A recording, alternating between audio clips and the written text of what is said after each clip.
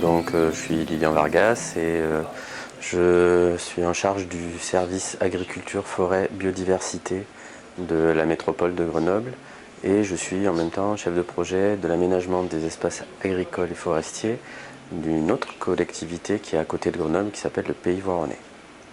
Donc je suis mutualisé entre les deux structures. Je travaille sur deux territoires.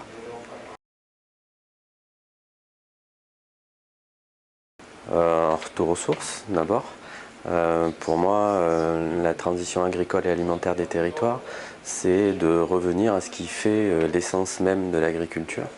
Et dans un territoire très urbain comme le nôtre, c'est aussi de répondre à une aspiration des habitants, à une demande croissante des habitants qui ont, je le dis, dans un territoire qui est assez urbain, besoin de retrouver un peu des racines agricoles. Donc ça participe autant de l'équilibre territorial entre agriculture, forêt, espace naturel et espace bâti que d'une réponse à des besoins de gens qui ont envie de retrouver leur lien avec leur alimentation et au-delà le lien avec la terre, avec la vie locale, quoi. Alors, retracer la genèse de l'agriculture et le rapport à l'agriculture dans le territoire grenoblois, ça serait long, mais c'est quand même un territoire qui a réfléchi sur le lien entre l'agriculture et la ville depuis longtemps, depuis plus de 30 ans. Donc il y a une antériorité, on va dire, de réflexion sur un concept qui aujourd'hui est connu et presque en train de passer de mode, qui était l'agriculture périurbaine. Quand on en parlait dans la région grenobloise il y a 30 ans, c'était très novateur. En Rhône-Alpes, il y avait d'autres territoires, il y avait Lyon et Saint-Étienne qui travaillaient aussi là-dessus, mais en France, c'était très novateur. Donc ça veut dire que ce territoire-là s'est préoccupé de son agriculture depuis longtemps. Tous les documents de planification, depuis le SDO de 73, donc schéma directeur d'aménagement et d'urbanisme, parlent d'agriculture. Donc l'agriculture, elle est considérée dans la région grenobloise comme un partenaire de l'aménagement du territoire, ce qui n'est pas le cas partout. Donc cette préoccupation-là et cette relation entre notamment les élus et le monde agricole, elle est assez ancienne et elle a permis de développer au fil du temps un certain nombre d'actions dont on voit aujourd'hui les effets. On a un territoire aujourd'hui qui est donc pour une métropole à 15% agricole. Il y a 57% de forêt, de cailloux qui tombent chez nous, hein. C'est aussi la configuration particulière du territoire. Mais il y a une vraie préoccupation sur l'agriculture. Et dans le PLUI qu'on est en train de mettre en place sur la région grenobloise, enfin sur la métropole grenobloise, on va, entre guillemets, rendre des terres à l'agriculture. C'est-à-dire que des terrains qui étaient considérés comme à urbaniser vont redevenir agricoles. Donc il y a une vraie préoccupation de la protection des espaces agricoles. Et donc quand on part de la protection des espaces, avoir des espaces agricoles, oui, mais pourquoi faire? C'est bien aussi pour qu'ils bénéficient aux habitants du territoire, et donc on travaille beaucoup et depuis longtemps sur on va dire le lien entre une agriculture de proximité et les habitants.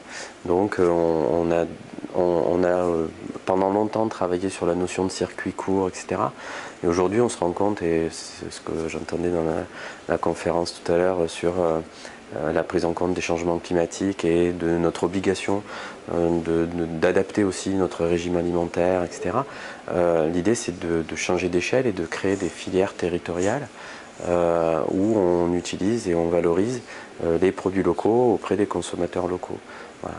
Donc on sort un peu des marchés de niche, c'est ce qu'on cherche à faire, pour aller vers l'alimentation du plus grand nombre et du plus grand nombre possible des habitants du territoire. Il y a aujourd'hui une dynamique avec des territoires voisins. Je disais en me présentant que moi j'étais mutualisé entre le Pays Voironnais et la métropole grenobloise. C'est aussi parce que l'alimentation, c'est une problématique qui est forcément interterritoriale. les logiques très administratives de frontières, etc. Sur ces thématiques-là, elles n'ont aucun sens, quoi. Donc il y a bien une relation gagnant-gagnant entre des territoires entre guillemets plus ruraux et les territoires plus urbains. Et pas seulement dans le sens où les ruraux doivent alimenter les urbains. Mais c'est pas ça. Nous aussi, on a de l'agriculture qui peut alimenter les territoires ruraux d'à côté. L'enjeu, c'est pas que on aille truster tous les bons aliments du parc du Vercors ou de Chartreuse et que les gens qui travaillent en bas et qui habitent en haut mangent du Picard, quoi. Enfin, c'est bien aussi de travailler dans un équilibre commun. Donc cette idée de travailler à la bonne échelle, en fait, nous a amené à nous rapprocher des territoires voisins, donc des territoires de montagne, mais pas seulement, puisqu'il y a donc la métropole grenobloise et puis la vallée de l'Isère, où il y a le Pays Voironnais et le Grésivaudan, où on s'est mis en fait autour de la table et on a cherché à poser des actions à la bonne échelle, ce qui nous a amené à construire une légumerie, par exemple, entre le Voironnais et la métropole, ce qui nous a amené à développer des actions événementielles sur Grenoble, mais en associant tous les territoires, parce que derrière il y a une dimension identitaire, il y a une dimension de cadre de vie pour les habitants, etc. Donc voilà, c'est des choses que l'on travaille en commun, sur des outils qui sont importants dans cette logique de filière territoriale.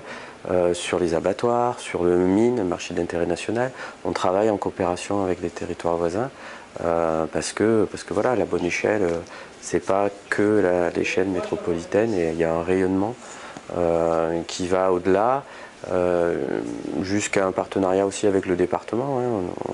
On travaille beaucoup en lien avec le département. Donc voilà, c'est essayer de mettre toutes les énergies dans le même sens. Pour pouvoir avancer sur cette relocalisation de l'alimentation et un principe qui fasse que tout le monde y trouve son compte. Après, j'invite les gens à aller voir le site de la métro où on présente les actions plus dans le détail, des appels à projets qu'on fait pour les agriculteurs, etc. Ça peut donner des idées éventuellement à d'autres territoires, et puis n'hésite pas à nous contacter. L'échange est toujours positif, quoi.